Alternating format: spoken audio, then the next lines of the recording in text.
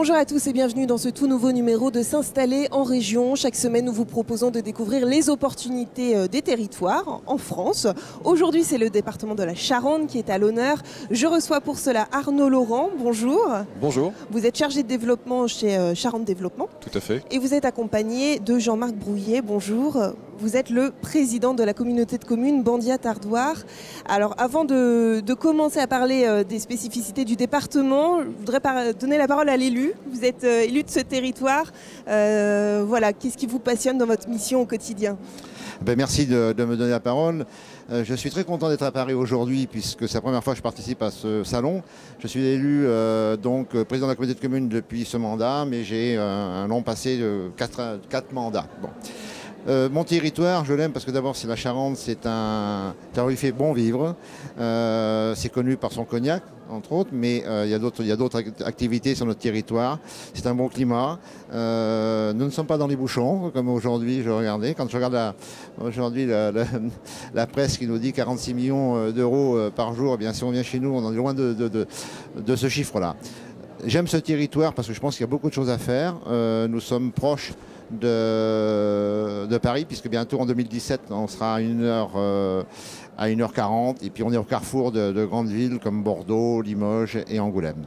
Voilà ce que je peux dire de mon territoire aujourd'hui. Alors Arnaud Laurent, si vous pouvez peut-être compléter ce que vient de dire Monsieur Brouillet, qu'est-ce qu'on peut spécifier pour présenter ce département ? Je dirais en quelques mots, donc le département de la Charente regroupe, on va dire, 350 000 habitants, est situé au carrefour de 4 grandes villes, effectivement, que sont La Rochelle, Bordeaux, Limoges et Poitiers. On va dire, pour schématiser, que c'est la porte d'entrée du Grand Sud-Ouest. On est un des départements de l'actuelle région Poitou-Charentes, future grande région Aquitaine. Et effectivement, on est pour l'instant à 2h15, 2h30 de Montparnasse. On y sera dans 2 ans, on sera à 1h40 de Paris-Montparnasse, 35 minutes en TGV donc de Bordeaux. Et c'est vrai que c'est un territoire pour le coup qui a beaucoup d'atouts effectivement dans ce cadre-là. Et quelles sont les filières d'excellence du territoire ? On a parlé du cognac tout à l'heure, des spiritueux. Effectivement, pour faire court, je dirais que sur les 2 grands bassins d'emploi que sont Angoulême et Cognac, sur Angoulême, vous avez 2 grandes filières qui sont avant tout historiquement l'industrie électrique et électromécanique, avec de grands donneurs d'ordre que sont Leroy Sommer, Schneider Electric, Saft, DCNS, qui emploient au bas mot 4000 ou 5000 personnes à peu près sur le territoire. Qui évolue maintenant vers une filière, on va dire, mécatronique, donc qui intègre des éléments informatiques, mécaniques et électroniques dans leur procédé. On a également sur Angoulême une grande filière qui s'appelle autour de l'image, le pôle image Magélis, historiquement qui part de la bande dessinée sur le salon de la bande dessinée sur Angoulême, et qui a ensuite évolué vers maintenant une filière qui s'appelle Image in Space, où on utilise les savoir-faire des entreprises locales en matière de visualisation pour les données satellitaires de Toulouse. Donc ça, c'est un des premiers grands bassins d'emploi. Et sur Cognac, effectivement, on a bien sûr le produit Cognac et les entreprises connexes qui vont de l'emballage, l'étiquette, le bouchon, etc. Et de façon, je dirais, un peu plus transversale sur le territoire, on a 2 grandes filières que sont l'emballage packaging, donc, à peu près 8000 emplois dans le département, de la tonnellerie jusqu'au verrier, etc. Sachant que la tonnellerie représente quand même 50% de la production française en Charente. Et on a également une grande filière autour des matériaux du sous-sol, donc avec une richesse de sous-sol assez diverse en Charente, et de grands donneurs d'ordre que sont Lafarge, les tuileries, 50% également de la production française de tuiles est de Charente. Voilà. Alors aujourd'hui, je suis un entrepreneur, je souhaite m'installer sur le territoire. Quels sont les atouts ? Est-ce qu'on peut mettre en avant des pépinières d'entreprise en adéquation évidemment ? Alors effectivement, les pépinières d'entreprise sont assez réparties sur le territoire. On en trouve une également sur le territoire du président sur Bandiat-Ardoire. Avec effectivement l'avantage d'une pépinière, c'est qu'on a la notion de pied à l'étrier, c'est-à-dire qu'on a des tarifs qui sont très intéressants pendant les 2 premières années pour permettre à l'entreprise de se développer. On a ensuite le corpus classique des aides aux entreprises qui peuvent être déployées sur le territoire. Mais globalement, je dirais que l'aide assez importante sur le territoire, c'est le coût de l'immobilier pour les entrepreneurs qui est assez intéressant, puisqu'on est sur des notions de 50 € à peu près, 50 € le mètre carré, à peu près pour des bâtiments d'activité sur Angoulême, et aux alentours de 110-120 € du mètre carré pour des bâtiments tertiaires. Sur vraiment des bâtiments de très belles prestations sur Angoulême. Donc voilà. Donc, ensuite, on a ensuite une notion de transversalité.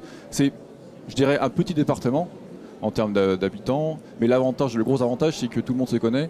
Et donc un entrepreneur qui tape à une porte aura très vite les réponses qui sont nécessaires à la fois en recrutement, à la fois en aide financière, etc., quoi. Justement, à propos du recrutement, aujourd'hui je suis un entrepreneur spécialisé dans les filières d'excellence du territoire.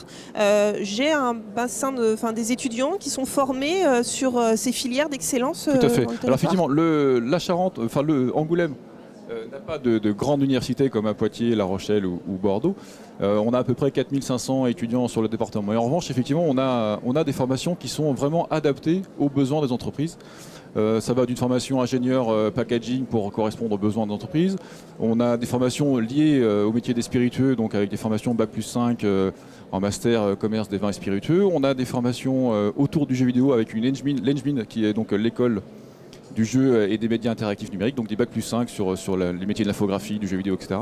Donc on a effectivement des formations qui vont du CAP également, CAP maroquinerie qui a été lancé suite à une filière luxe autour du cuir qui s'est installée en Charente. Donc on a des formations vraiment adaptées aux besoins qui vont du CAP au Bac+5 et même au-delà, quoi. En adéquation avec le bassin d'emploi. Donc on l'a vu, c'est un territoire à multiples facettes. Focus à présent donc, sur la communauté de communes Bandiat-Ardoire avec vous, Monsieur Brouillet. Fiche d'identité d'abord pour commencer de ce territoire, que peut-on dire ? Ah oui, alors la communauté de communes Bandiat-Ardoire, tout d'abord, pourquoi Bandiat et Ardoire? Cette communauté de communes, c'est deux vallées, elle est traversée par deux vallées avec deux rivières qui s'appellent Bandiat et Ardoire. D'où son nom. D'où ce nom. C'est 14 communes, population 14 500 habitants à peu près. Et donc, elle a des atouts historiques, puisque nous avons un nom, le château de la Rochefoucauld, dont tout le monde connaît les maximes de la Rochefoucauld. Donc ce nom est important, puisqu'il est un peu porteur pour notre territoire. C'est une communauté de communes où il y a des entreprises déjà qui existent dessus. Hein. Particulièrement, nous avons eu une grande entreprise qui s'appelait Chino Textile, qui aujourd'hui malheureusement, suite à la crise des années 1980, a pratiquement disparu. Et il y a vraiment une opportunité il y a 9 hectares en réalité qui existent, qui sont à la disposition des entreprises futures peut-être, puisqu'on est en train de créer une ZAC avec un projet d'aménagement où certains bâtiments seront gardés pour justement pouvoir accueillir des entreprises à des prix, comme disait Arnaud, à des prix de l'immobilier très faibles pour justement pouvoir encourager des jeunes entrepreneurs. Donc ça, ce sont les opportunités pour un entrepreneur. Vous ciblez quel type d'entreprise? Vous avez des besoins particuliers sur le territoire ou c'est ouvert à tout type d'entreprise? Non, c'est ouvert à tous, mais Arnaud parlait d'une filière cuir aujourd'hui qui est sur un territoire un petit peu, qui fait partie de la Charente, Montbron pour pas citer, avec Hermès qui est installé. Donc Hermès c'est un peu le luxe. Donc aujourd'hui sur ces on va dire entre guillemets ces friches industrielles, nous pouvons accueillir pourquoi pas des écoles de création dans le luxe. Et puis mais c'est ouvert à tout le monde, c'est-à-dire qu'on peut accueillir, il y a des bâtiments qui peuvent faire par exemple des fermes maraîchères. Il y a plein de choses à réaliser sur ces 9 hectares. Vous avez également un projet de maison de santé. Est-ce qu'on peut en parler? Parce que c'est un vrai enjeu aujourd'hui. Alors, l'enjeu des maisons de santé dans le monde rural, c'est effectivement les médecins qui ne viennent de moins en moins. Donc aujourd'hui, pour arriver à un médecin, il faut lui fournir aujourd'hui un bâtiment en regroupant infirmiers, médecins et puis pourquoi pas des kinés, etc., etc.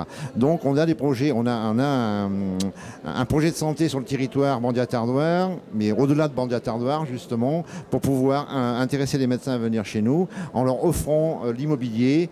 Comme ça, ils n'ont plus à s'occuper de l'immobilier, ils ont simplement aujourd'hui à vivre comme tout personne citoyen. Comme tout citoyen. Voilà. Vous cherchez des généralistes ou des spécialistes? C'est ouvert? Alors, en généraliste, on cherche des généralistes, mais après, si vous aimez mieux, au niveau spécialiste, ça peut être partagé. On peut mutualiser avec d'autres espaces. La Rochefoucauld, il y a un hôpital à La Rochefoucauld, donc on peut très bien mutualiser des spécialistes sur plusieurs maisons de santé, parce que bon, un spécialiste juste sur une commune, ce n'est peut-être pas très raisonnable, mais par contre, en mutualisant sur plusieurs communes, on peut peut-être arriver à intéresser des spécialistes chez nous. Alors, vous en avez parlé rapidement. Un projet professionnel, c'est également un projet de vie. On a parlé du cadre de vie. Quels sont vraiment les atouts de ce territoire sur la vie locale? Je dirais que sur la vie locale, on peut déjà citer un ensemble de festivals qui sont assez bien répartis sur l'année et sur le territoire. Ça part du festival de la bande dessinée au mois de janvier. Ensuite, on a des événements autour des musiques métisses au mois de mai.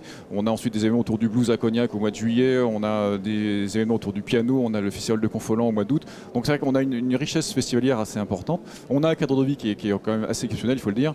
Un territoire qui est préservé et qui se trouve à la limite, je dirais, à la croisée des chemins, pas loin de l'océan, pas loin de la montagne et dans un milieu vert assez agréable. Je dirais que sur des coûts de foncier, je ne vais pas citer le prix de maison dans le département, mais je peux le citer quand même. Sur 150 000 ou 200 000 euros, vous avez une très belle maison en Charente. Oui.